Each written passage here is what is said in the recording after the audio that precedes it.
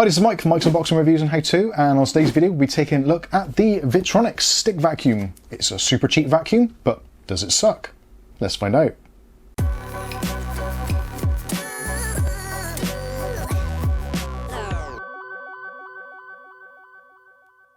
Okay, so in today's video we'll be taking a look at this. This is the Vytronix Built for Everyday stick vacuum. This at the moment retails in the UK on Amazon.co.uk for a ridiculous £65. Well, £64.99, but £65 for argument's sake.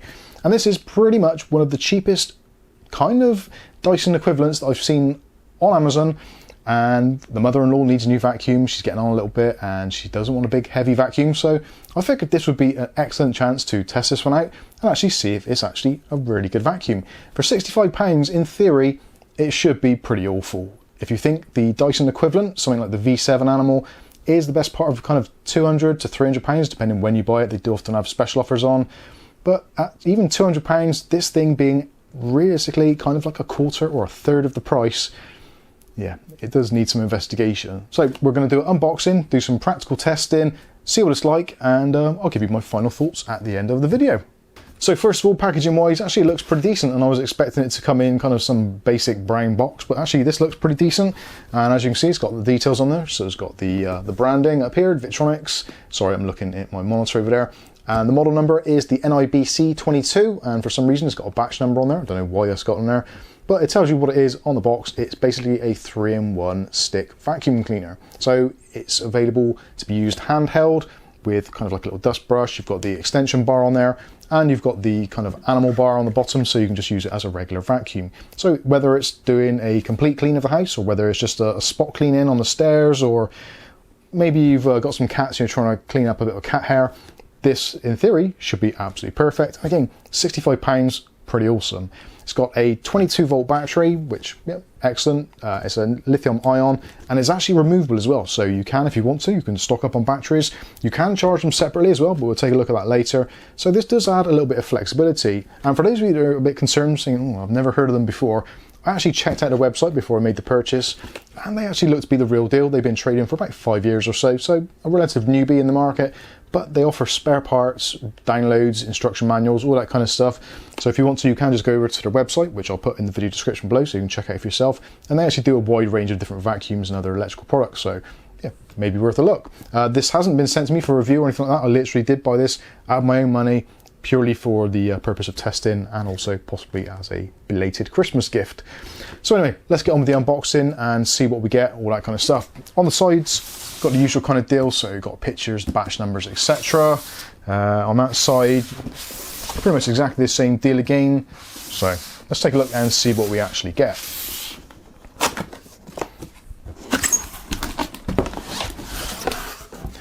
So actually pretty much what you'd expect from a load of packaging for a vacuum. So let's go through. So first of all, we've got our nice colour pamphlet and telling you exactly what everything is, and goes into detailed breakdowns of how it works, how to put it together, how to charge it, etc, etc. So we'll try not to use that.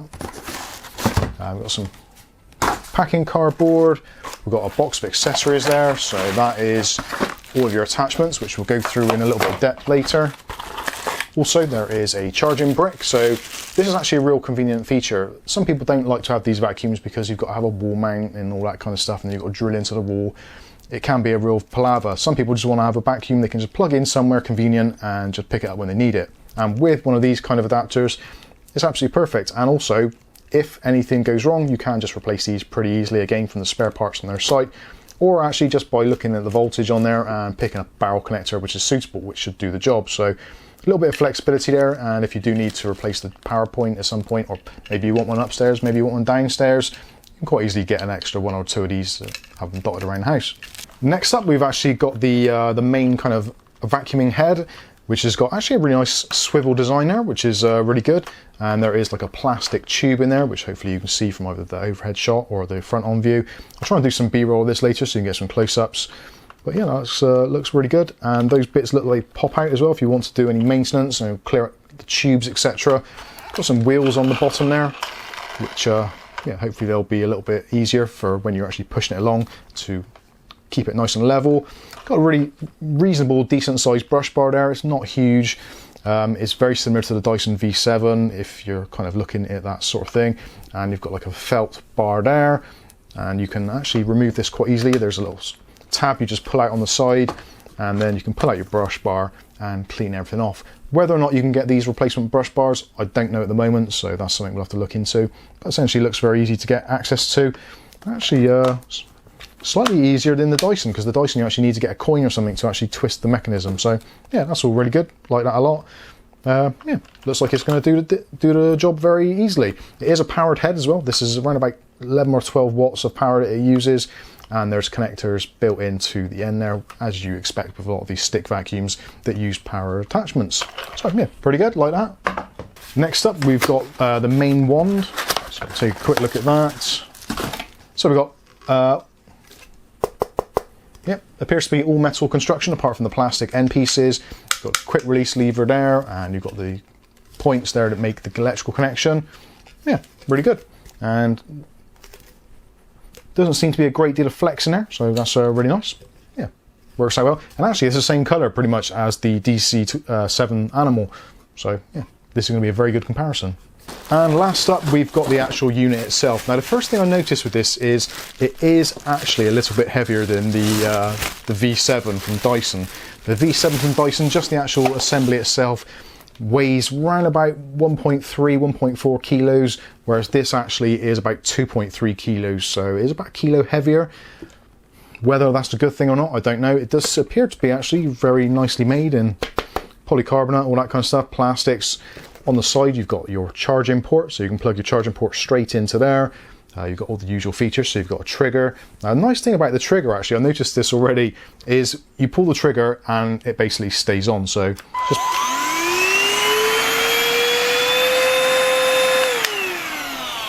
press the trigger again and it turns off. I actually quite like that, whereas with the Dysons, you generally have to hold your finger on the trigger all the time whilst you're using it, which if you're maybe limited in dexterity, it isn't always the easiest thing, so that's really nice. On the top section, you've got the power level meter, so depending on how charged the battery is, you've got 3 lights there.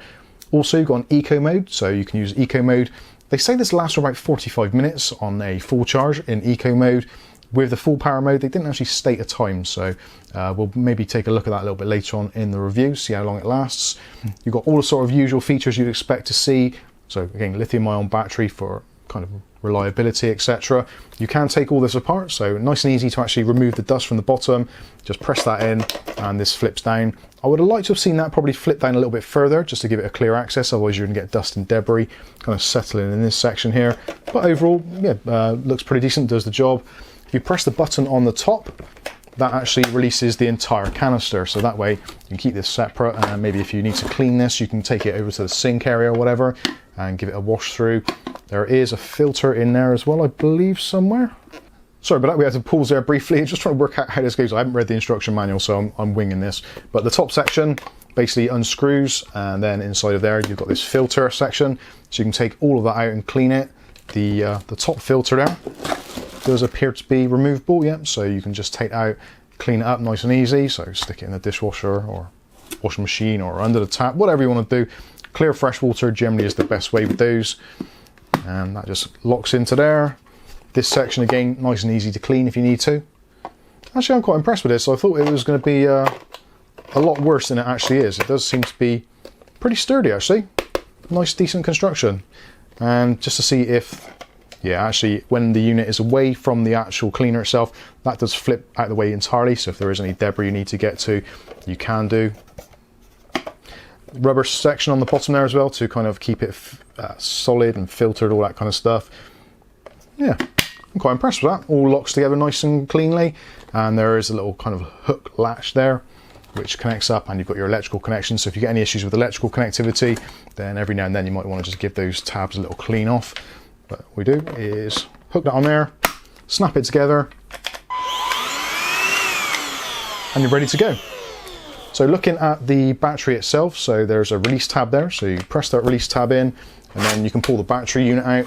So again, you can charge that independently, so there is actually a charging point in the top of the battery, so if you want to, you can maybe keep a battery upstairs charged on a separate charger. Again, it's really flexible, you can pretty much do whatever you like with it. Yeah, I'm quite impressed so far. for the money, it's actually really surprising. So let's get this thing all put together and then we'll do some actual tests. What I will do first of all is actually I want to do a airflow test to see what the airflow is like on this between this and the V7 on the eco mode and also the high boost mode, just to give you an idea of how many meters per second airflow actually is on it, to see if it has actually got a reasonable amount of strength. So let's clear the desk and we'll get on with that. And actually, before we do that, let's take a quick look at the accessories. Obviously we've looked at the charger already, so we'll ignore that for now. And looking at our accessories in the box, so we get usual kind of thing. So you've got the brush attachment, and just press that top bit in and slide that forward. So it feels a little bit on the cheap side, but essentially it does the job. Got some nice bristles there. So you can either, if you want to, just attach this directly onto the front of the machine like that. So if you're doing a little bit of spot cleaning, you can do that nice and easily. Or if you want to, obviously you can take it off and stick it onto the actual brush attachment. So if you want to do some high up stuff, clean the camera off, that kind of thing, then yeah, you can certainly do that as well. The nice thing is all these bits fit together and it's all kind of modular, so you can do it exactly how you want to. Also, you've got your crevice tool as well, and there's a little indentation there so you don't get that complete suction. One thing I really hate about these kinds of things is sometimes when you're cleaning things like leather sofas or maybe a gaming chair, that kind of thing, when you're doing it, because you trap air, it sometimes kills off the vacuum or stops the vacuum spinning because it's completely suction locked. But with that little cutout there, that means you can go along most surfaces and still do a really good job of cleaning without killing the vacuum. Good stuff. Also, you get some raw plugs and some screws for mounting the wall brackets, which you can use if you want to. It's a really simple thing. It's essentially just a hook, so you can hook that onto the wall, and then there is going to be a receiver on this section, so that just hooks in there, so you can have it actually hung on the wall if you want to. Again, don't have to. That is the flexibility of having a plug-in charger. You can do it exactly how you want to. Also, you've got this section here which looks to be for maybe accessories. Yeah, so you can stick your accessories possibly inside each other. I don't know if that'll go, possibly not. I've probably got this completely wrong, but I'm imagining it's that kind of deal. Possibly the other way around, actually. That would make more sense. So then you could have one in there, one in there. Perfect. That's actually really handy, and that is actually better than the Dyson version, because the Dyson is a pain in the backside because you have to have all the attachments actually on the charging base. So for a really good example, when I'm cleaning the house, so say for instance I'm downstairs, I've got the long extension on, I'm happy days doing all the stuff. When I get upstairs in the bedroom and I'm looking around, oh damn, there's some cobwebs up there. I need the crevice tool or I need the dust brush, but it's downstairs still. At least with this, you've got it all actually on there. If you want to, you don't have to, you can just take it off, chuck it in the cupboard somewhere and forget about it. But actually, that is quite impressive. I do like that. Obviously, it's going to add a little bit of weight. Not a huge amount, because these are only plastic, so it's not a massive amount of weight. And it's certainly, yeah, it's very lightweight. So you could keep that attached all the time and have all of your arsenal of cleaning tools ready at hand when you particularly need them. Pretty awesome. I'm quite impressed. So let's get on with the rest of the tests. I want to do the test of airflow. And to do that, it's actually a very, very kind of rudimentary way of doing it. Basically, I've got my airflow tester, so what I'm going to do is I'm going to fire this up and I'm going to put it into minimum and maximum, and then all I'm going to do is to turn it on and actually stick it onto the back of here and see how fast it makes the blades go. That's long enough, and that has given a result of 4.2 meters per second. If I turn the light on, hopefully that'll be visible in the camera overhead. If not, there we go, 4.2 meters per second. So that is on standard mode. So now if we crank this up into the fast mode. Now granted, this is not the most scientific of tests, but just so you can see on the camera overhead, we've got the same thing, 4.2 meters per second. I did stop it and start it again to see what was going on, but actually, yeah, that appears to be exactly the same, albeit just noisier. Whether or not it puts more power into the head unit, because obviously this is powered as well, so maybe it gives you a little bit more power on that, but it doesn't appear to give you really much more suction, at least nothing that I can measure as in meters per second. So I'm going to grab the Dyson now and do exactly the same test. So this is the Dyson. This is the, I think it's the DC7 Animal, which we've had for quite a while now. So yeah, I'm going to go ahead and do exactly the same thing. So turn this on, put it into minimum and maximum mode. So in the regular mode, that's just in normal mode. Again, you can see from the overhead, so that's 5.1 meters per second. So if I do the same thing now, and I'll put it actually into the maximum mode. Sorry, headphone users, for the noise. And that in the high mode, 7.3 meters per second. So definitely a noticeable difference. What was that, 2 meters per second roughly? So there is definitely a difference between the two there. I'm actually going to try that again because I'm not entirely sure that I've done this correctly, so I'm going to turn it off. Right, so that was me doing it wrong. So when it was on, first of all, it was actually in high performance mode. So looking at about 4.3 meters per second in high performance mode and about 3 meters per second in the standard eco mode. So definitely airflow wise, there is certainly a lot less airflow coming through this vacuum than what there is with the Dyson. Noise wise as well, there is a different noise profile. I would say the noise profile of this machine is certainly less whiny, less intrusive. There is definitely a noticeable extra whine in this. Although we have had this for about a year or so, so obviously do that, take that into consideration. The filters, etc., the motor, whatever that is going to have some sort of consequence as time goes on. It will change the characteristics slightly. But certainly, as it seems, just from this kind of crude test, this certainly does have more airflow. So let's get it put together and we'll actually give it a practical test and see how it goes. Okay, so we're back and I've just had a little brief flip round into the hallway, front entrance, kitchen, and in this area here. And to be fair, I haven't vacuumed for a day or so, so there is a little bit more than what we'd usually have on the floor. But actually it's coped really well. I was surprised how well it did. That's from what we got from the brush bar. Yeah, this is pretty disgusting stuff, but you need to see it. And this is what the brush bar looks like after the first run.